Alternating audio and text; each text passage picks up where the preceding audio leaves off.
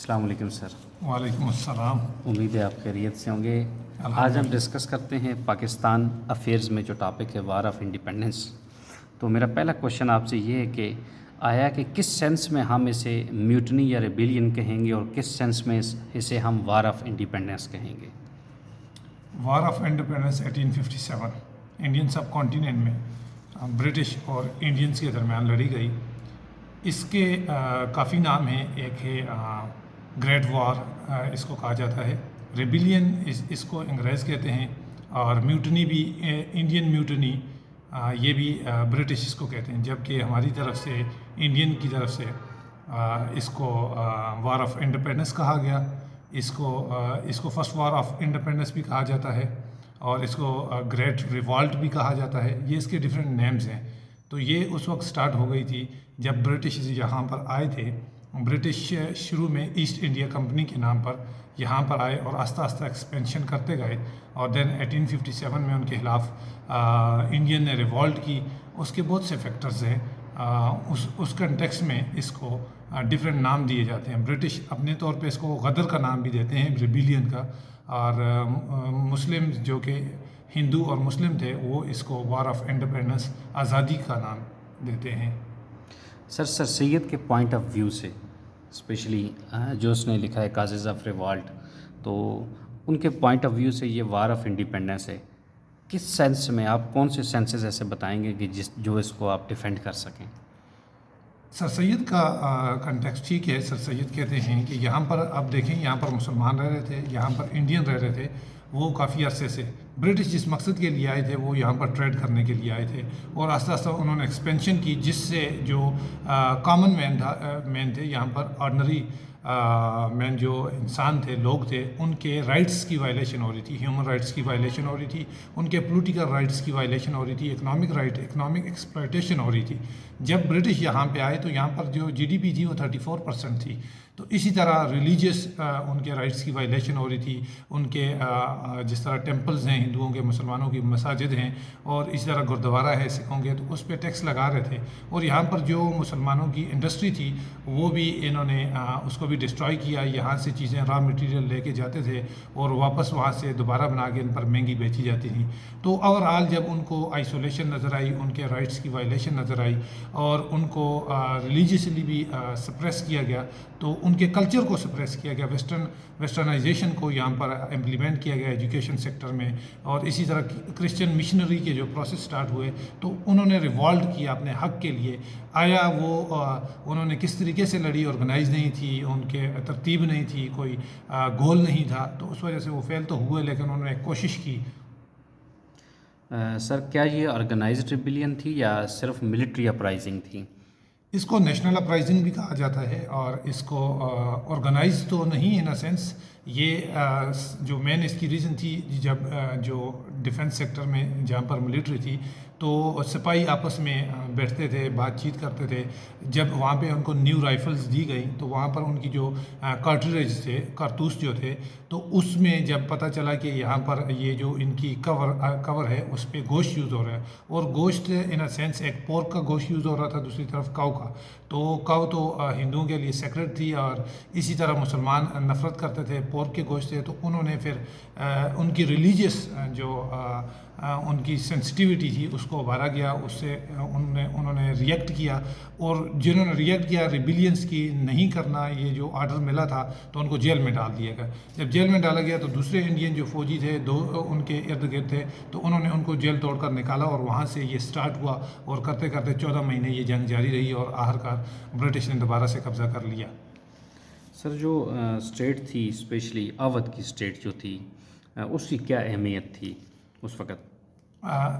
اگر اوورآل دیکھا جائے تو اس وقت اس دور میں لکھا گیا ہے کہ یہاں پر 6 پروونسز تھے، اور وہاں پر اودھ اسٹیٹ کا بھی ایک رول تھا. وہاں پہ ان کے جو ریپرزنٹیٹیو تھے وہ بھی اس میں اس کی پلاننگ میں 1855 سے اس کی پلاننگ ہو رہی تھی، لیکن وہ یہ کہ ہر ایک علاقے سے کوشش ہو رہی تھی. جب جنگ لڑی گئی وہ آرگنائز نہیں تھی. اب جیسا کہ رانی جہانسی کی رانی جو تھی ان کا رول تھا، مولوی لیاقت نام تھا ان کا رول تھا. اسی طرح خان بہادر خان کا رول تھا. بہادر شاہ ظفر بھی اس وقت موجود تھے، اور ان سب کی آپس میں بات چیت چل رہی تھی. جیسا کہ انہوں نے ایک موومنٹ چلائی تھی ریڈ روز کی موومنٹ، اس طرح چپاتی روٹی کی موومنٹ، اس سے میسیجنگ ہو رہی تھی. تو وہ جب 1857 کی وار کی پلاننگ چل رہی تھی تو وہ ایک دم سٹارٹ ہو گئی. ایک ٹائم اس کے لیے تو فردر اور ریکوائر تھا، لیکن جب سٹارٹ ہوئی تو وہ آرگنائز نہیں تھی. آگے پیچھے کمیونیکیشن کا جو ایشو تھا وہ اس نے رول پلے کیا. تو اس میں اودھ کے لوگوں کا، اودھ کی اسٹیٹ کا بھی رول تھا، وہاں کے ریپرزنٹیٹیو تھے، انہوں نے بھی اس میں رول پلے کیا، اور ان کی بھی اسٹریٹجی. یہ کہ اکنامک ایکسپلائٹیشنس کیا کی تھیں برٹش نے؟ اب برٹش ٹریڈ کے لیے آئے تھے. ایسٹ انڈیا کمپنی، شروع میں ایسٹ انڈیا کمپنی نے آہستہ آہستہ ایکسپینشن کی، اسٹریٹجک لوکیشن دیکھی، یہاں پہ مسلمانوں کے یا انڈین کے حالات انہوں نے دیکھے کہ کیا ان میں ڈویژن ہیں، اور ان کی سوسائٹی کیسی ہے، اکانومی کیسی ہے، پولیٹیکل سٹرکچر کیسا ہے، اور ان کے کلچر کیسا ہے. تو جب وہ آہستہ آہستہ دیکھا انہوں نے، تو انہوں نے اپنی ٹریڈ بڑھائی. یہاں سے چیزیں لے کے جاتے، وہاں پہ جا کے دوبارہ سے بناتے اور دوبارہ ایکسپورٹ کرتے. اب برٹش کا جو سب سے بڑا مسئلہ یہ تھا کہ وہ امپورٹ کرتے تھے ٹیکسٹائل اٹلی اور فرانس سے.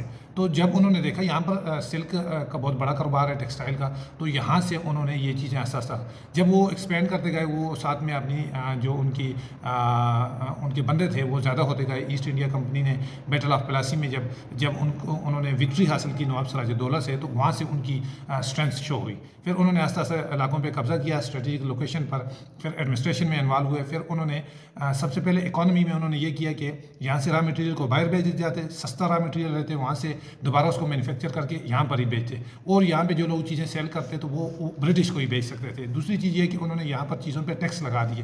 ٹیکس انہوں نے فارمر پہ بھی لگائے، پیزنٹس پہ بھی لگائے. تو جس کی وجہ سے اگر فصل ہو یا نہ ہو، یا ان کی پروڈکشن ہو یا نہ ہو، انہوں نے ٹیکس دینا تھا. تو یہ اکنامک ایکسپلائٹیشن تھی. اور برٹش جیسا کہ ان کی پالیسی تھی کلونیلزم کی، وہ ایکسپینڈ کر رہے تھے.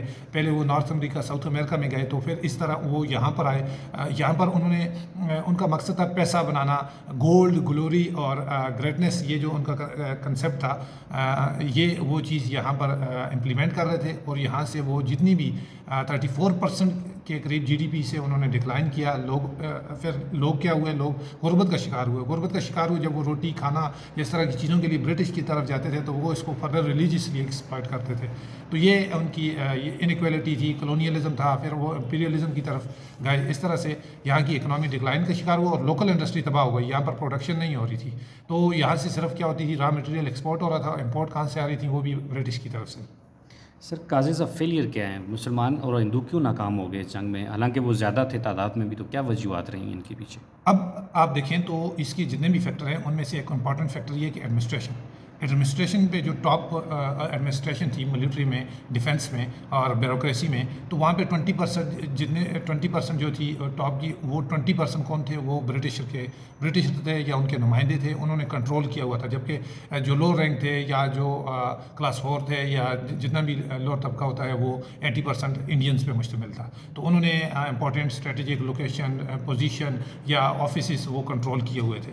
اور ان کا کمیونیکیشن پہ، جیسے کہ ریلوے لائن ہے، بعد میں ٹیلی کمیونیکیشن بھی آئی، اور وہاں پر بھی انہوں نے قبضہ کیا تھا. لینڈ ریکارڈ، پولیس، آرمی، یہ ساری چیز ان کے کنٹرول میں تھی. اسی طرح آرمی میں بھی 20% کی جو امپورٹنٹ سیٹس تھیں وہ بھی ان کے پاس تھیں. تو بقایا انہوں نے کنٹرول کیا ہوا تھا. ان کے پاس ریسورسز پہ ان کے پاس تھیں، فائنینشیل ریسورسز ان کے پاس تھیں.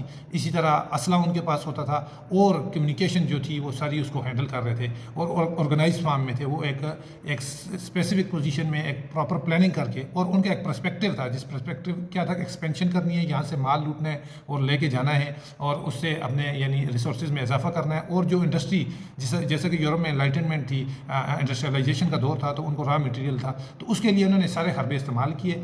اور انڈین کیوں فیلئر ہوئے؟ کہ ان کی پلاننگ نہیں تھی، ان کی لیڈرشپ نہیں تھی، اور ان کے پاس فائنینشیل ریسورسز نہیں تھی، ان میں یونٹی نہیں تھی. وہ آپس میں بھی انٹرنلی ڈیوائڈ تھے، اور ان کی کوئی ایک ڈائریکشن نہیں تھی کہ اگر وہ جنگ جیت بھی گئے تو بعد میں انہوں نے کیا کرنا ہے. Thank you sir.